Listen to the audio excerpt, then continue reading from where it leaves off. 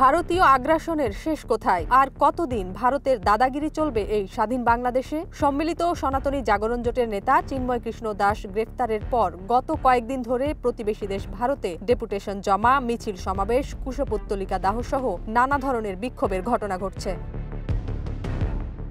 এরই রেশ ধরে গত ২ ডিসেম্বর হঠাৎই আগরতলায় বাংলাদেশের সহকারী হাই কমিশনে হামলা, ভাঙচুর ও পতাকা নামিয়ে ছিঁড়ে ফেলার ঘটনা ঘটেছে। এবার সেই হামলাকারীদের আসল রহস্য উন্মোচিত হয়েছে, বেরিয়ে এসেছে চাঞ্চল্যকর তথ্য।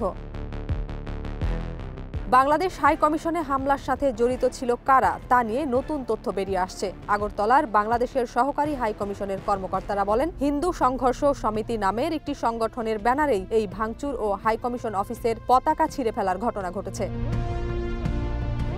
দ্য ইন্ডিয়ান এক্সপ্রেসে প্রকাশিত প্রতিবেদনে দাবি করা হয়েছে, ওই সংগঠনটি নাকি ১ সপ্তাহ আগেই তৈরি করা হয়েছে।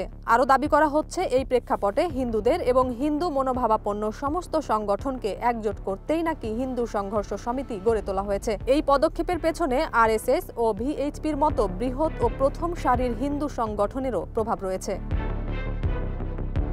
এইচএসএস এর নেতা শঙ্কর রায় দ্য ইন্ডিয়ান এক্সপ্রেসকে জানিয়েছেন, গত সপ্তাহে সারা দেশে এমন একাধিক সংগঠন গড়ে উঠেছে। হিন্দুস্তান টাইমসকে বিশ্ব হিন্দু পরিষদের নেতা পূর্ণচন্দ্র মণ্ডল বলেন, যখনই বাংলাদেশে কোনো ঘটনা ঘটে হিন্দুদের দুর্ভোগ পোহাতে হয়। হাসিনার সময়ে এমন হয়েছে, এখনো হয়।